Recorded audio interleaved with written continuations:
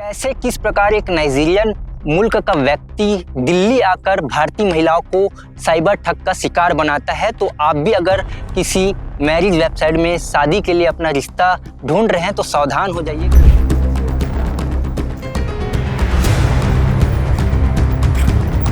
एक व्यक्ति ने उससे करीब ऑनलाइन फ्रॉड के रूप में 15,72,000 रुपए की रकम ठग ली है। 2 girls and 2 boys.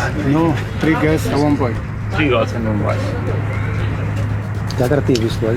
What is your wife is doing there?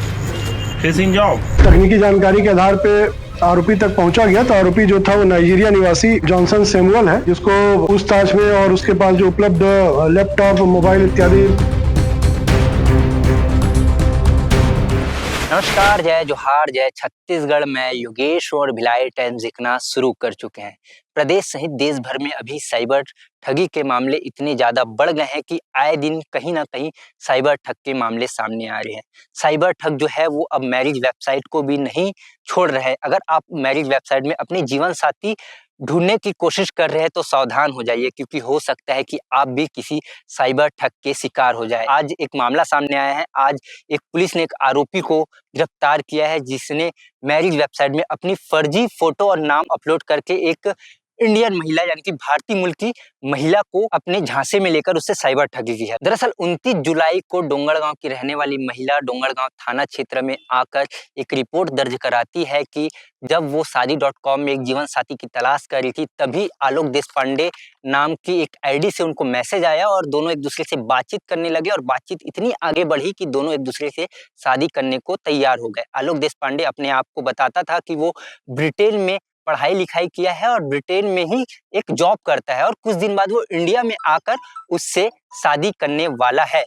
तो दोनों की बातचीत हुई, लेकिन कुछ दिन बाद लगभग 11 अगस्त को एक अनजान महिला का उस महिला के पास कॉल आया कि आलोक देशपांडे भारत में दिल्ली एयरपोर्ट में विदेशी मुद्रा के साथ आया है और उस मुद्रा को भारतीय मुद्रा में एक्सचेंज करने के प्रक्रिया के तहत फीस जमा करनी होगी।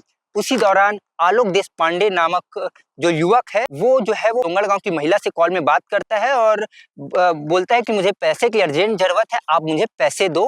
महिला कुछ पैसे देती है, धीरे धीरे करके इतना पैसा दे चुकी रहती है, लगभग 15,72,000 रुपए उस आलोक देशपांडे के अलग अलग खाते में डाल चुकी रहती है। उसके बाद आलोक देशपांडे जो है वो अपना मोबाइल जो है वो स्विच ऑफ कर देता है।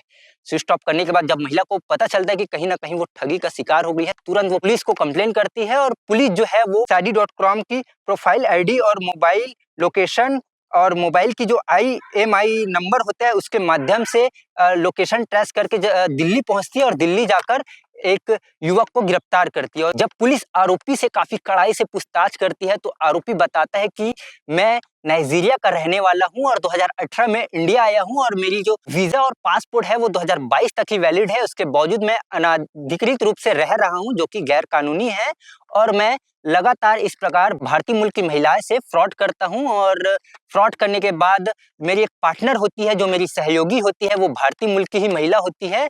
उसके साथ मेरा 50-50 कनेक्शन रहता है, मतलब 50% वो रखती है और 50% मैं रखता हूं और वो मुझे सिम कार्ड उपलब्ध कराती है, साथ साथ बैंक खाते भी उपलब्ध कराती है जिसमें हम अपने पैसा रखते हैं और मैं ये सारे पैसे जो है वो हवाला के माध्यम से नाइजीरिया भेजता हूँ। जब पुलिस और पूछताछ करती है तो पता चलता है कि वो कई महिलाओं से इस प्रकार के फ्रॉड कर चुका रहता है और जो आरोपी है उसका नाम जॉनसन सैमुअल होता है और उसकी उम्र महज 40 वर्ष होती है और मूलतः वो नाइजीरिया का रहने वाला होता है।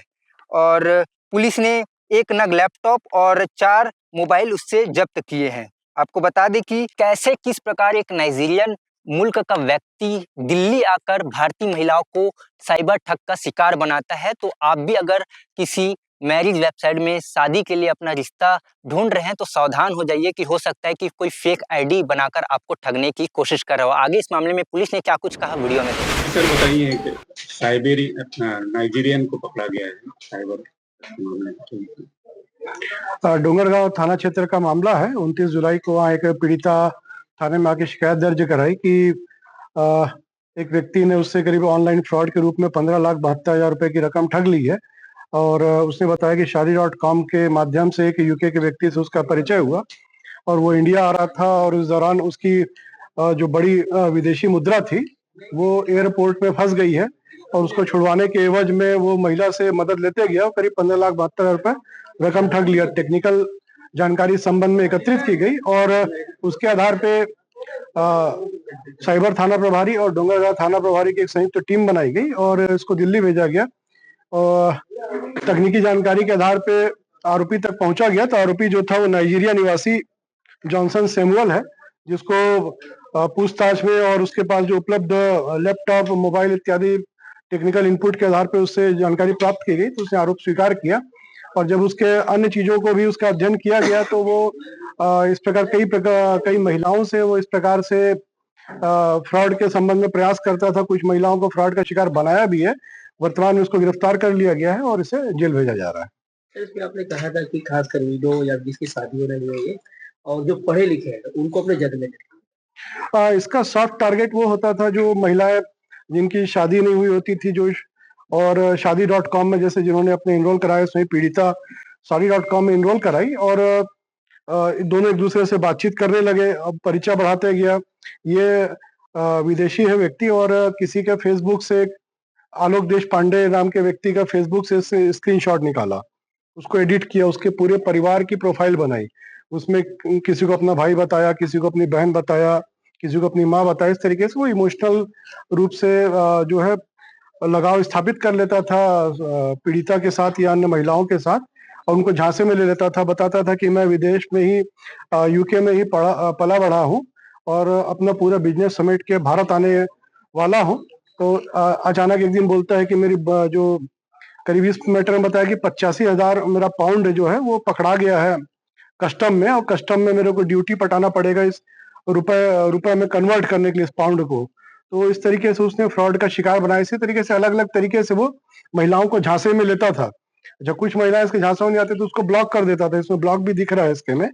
तो लगातार ये महिलाओं से संपर्क करता था। जो फंस जाती थी महिलाएं उसके झांसे में आ जाती थी, उनसे रकम वसूल लेता था, फिर ब्लॉक कर देता था। मेरा प्रश्न ये था कि पढ़े लिखे महिलाओं को जद में निश्चित रूप से ये जो नाइजीरियन है, ये इससे वही व्यक्ति बात कर सकता है जो अंग्रेजी भाषा का जानकार होगा। तो पढ़ी लिखी महिलाएं भी इस प्रकार के फ्रॉड में आ जा रही हैं। ये थोड़ा सा सोचनीय विषय है।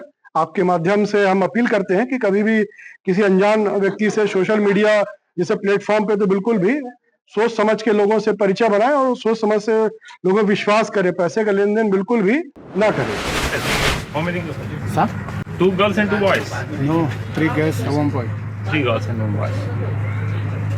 क्या करती है उसको? What is your wife is doing there? She's in job. No, my wife is late. It's expired. Actually, she expired. Yeah. When? Recently, at the morning, she has a breast cancer. That was a few months ago. उसको देखता कौन है बच्चों को? So through that treatment, she passed away. Who is taking care about your children now? I there with my little sister. Your sister. And my little sister. 2 sister बोल। Little, my younger sister. Stay with my younger Your sister. brother also here. How many brothers and sisters you have? I don't have any brother in India. No brother, no Nobody. relative, no. All in Nigeria.